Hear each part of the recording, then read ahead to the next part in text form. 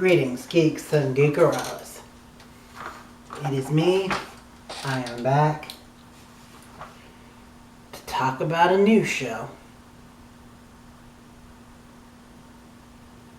If you can hear that, I'm sorry. Reverie. It's a new Sarah Shahi, sorry if I'm pronouncing that wrong, show on NBC. The VR drama. Alright, NBC, let's try this again. You burned me last time with Rise, but I wanted to give you another shot. So, I'm going to recap the pilot for you. If you hadn't seen it, go watch it. I actually do suggest that you watch it. I was a little hesitant about this show, but I liked it, and I think you should watch it before watching my recap. Alice, stay up. And let's get into it.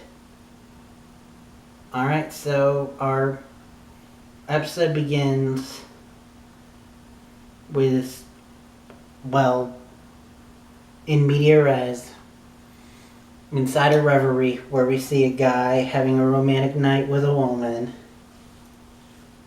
and it's overly romantic, and of course it's got a little bit of a filter to it to make you see that it's not real. This is Reverie. And then we cut to David Haywood, who I don't remember his character's name, talking to tech lady. Don't remember her name. Sorry, it's the first episode. It's going to take me a while before I get their names. I mean, for Rise, it took me to like episode 5 before I was calling everyone by their first name. But anyway, and I still haven't gotten down all the names for Krypton. But anywho, so he's talking to Tech Girl, and they've now had 7 people who have stayed in Reverie, refused to come out, and slipped into a coma. He has an idea, though. And so he meets up with Moira, that's her name, and our lead character, who he used to work with, and she is our main character. I said that, I think. A little out of it. And so he talks to her, tells her about what Reverie is, how you can live your dreams, and basically explaining VR to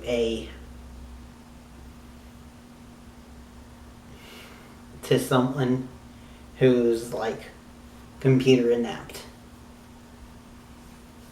And this is like realistic, real VR.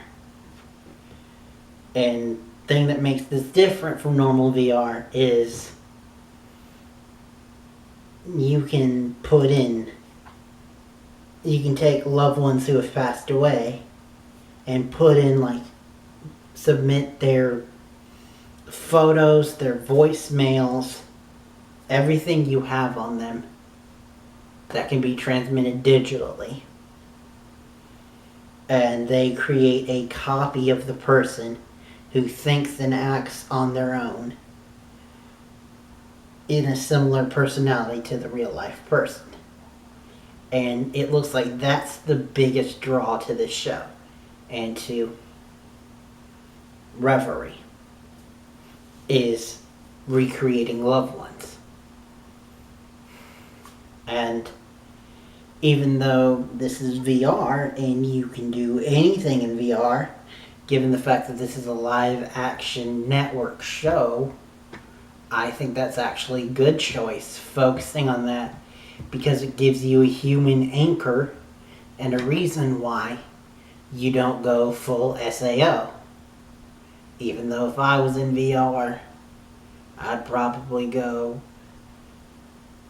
full SAO,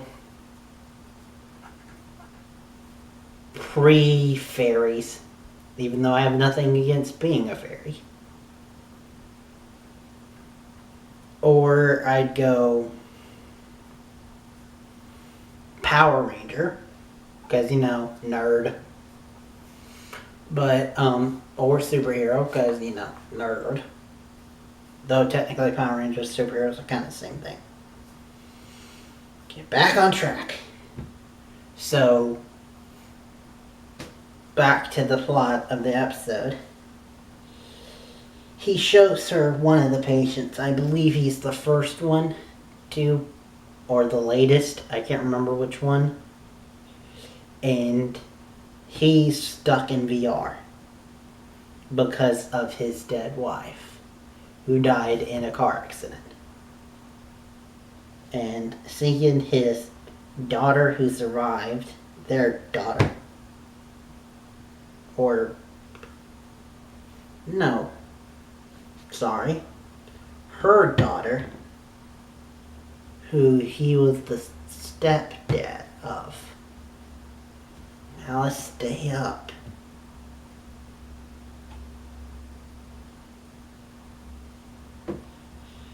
And seeing them causes a visceral reaction to her. And so she's like, okay, I'm all in. I'm gonna do it.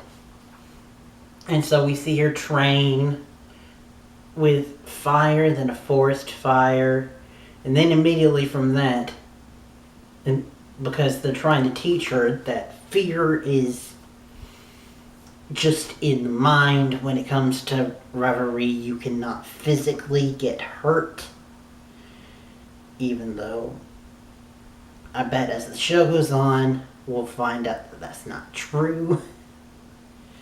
And so what happens is they test claustrophobia, then drowning, which she's like, nope, I'm out of here.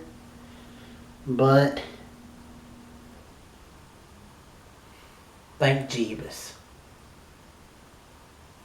But then she decides, I'm gonna do it.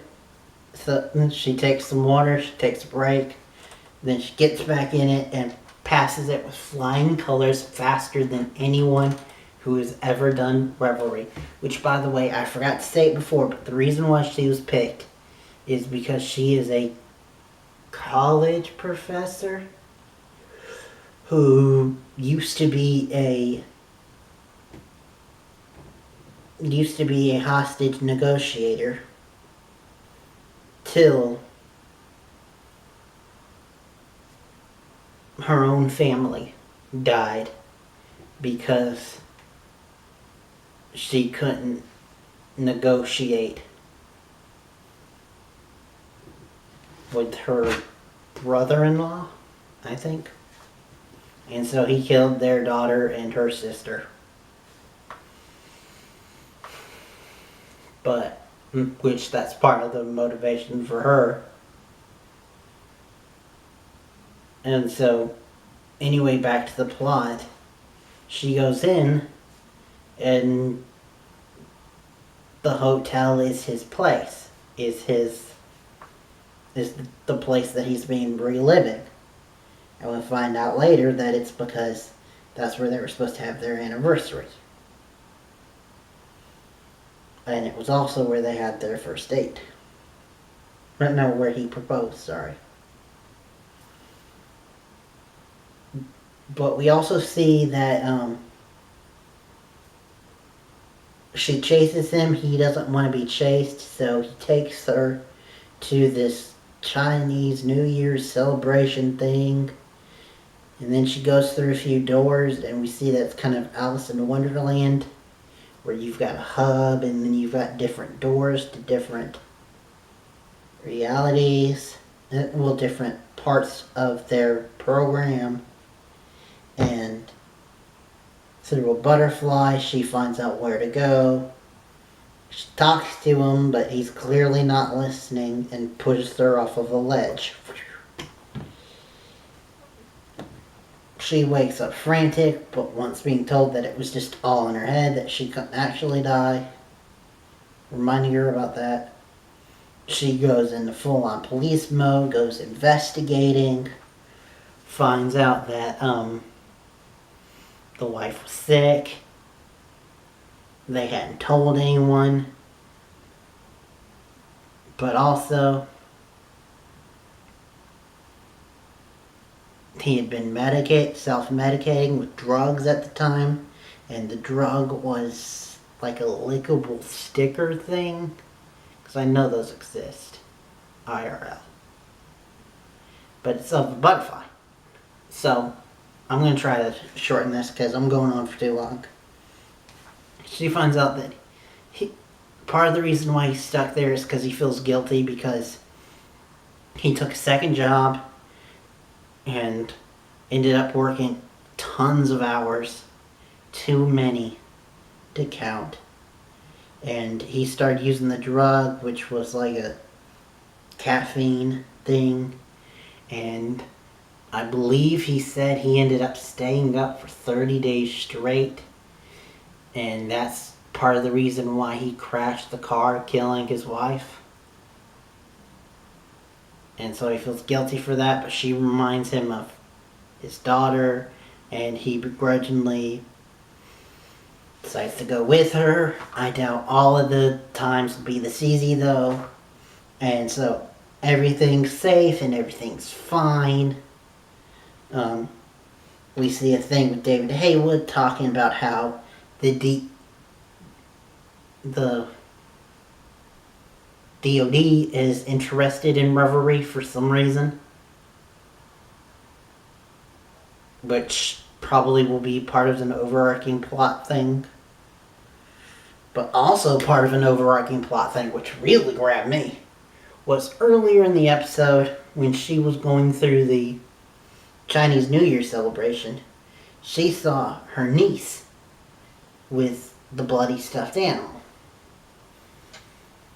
And, of course, she hid that from everyone, not telling them what happened. But then, at the end of the episode, she's in real life, and she sees her again, the niece. You're like, holy... Is it bleeding into... Is Reverie bleeding into real life? Because they're using a prototype version, which is allowing her to go into other people's reveries. So, is that messing with her head? They hinted that she has some mental issues. That she might have some mental issues, so is she going insane? What's going on? At one point in the episode, I didn't even get into it, but when he gets mad at her, the program starts rejecting and degenerating, and we see like actual like grid stuff hinting that it's breaking up. So that's something. Or is this just someone evil who's hacked into the system and is going to be like an overarching villain thing? I don't know, but honestly, I'm interested.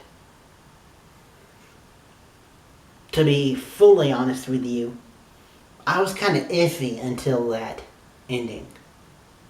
Because this seemed like a good show, but it has very cliche moments. I mean, you just hear me telling you the story, and if you're a longtime TV fan like me, you can see the tropes and the cliches that come out. But I will say this. At least from the start, it doesn't seem like there's going to be any, like, ship that takes over the show, which is a good thing. And this isn't a cop show, so it's interesting with that. Plus, of course, VR, you can do anything to a limit, because that's a negative for the show, is when they go full on VR, you can really tell how heavy they are in the CGI, and that maybe they need a bigger budget. But then again, this is only a pilot, so I don't know if that's going to be for the whole show or just this, but honestly, I'm still a little hesitant, but I'm excited to see where we go from here. Hopefully, you will join me and stay with me. I think, according to my schedule, next time you'll see me as Supergirl, but I've been going on for too long right now. I guess Alice can stay down. Anyway, till next time and beyond.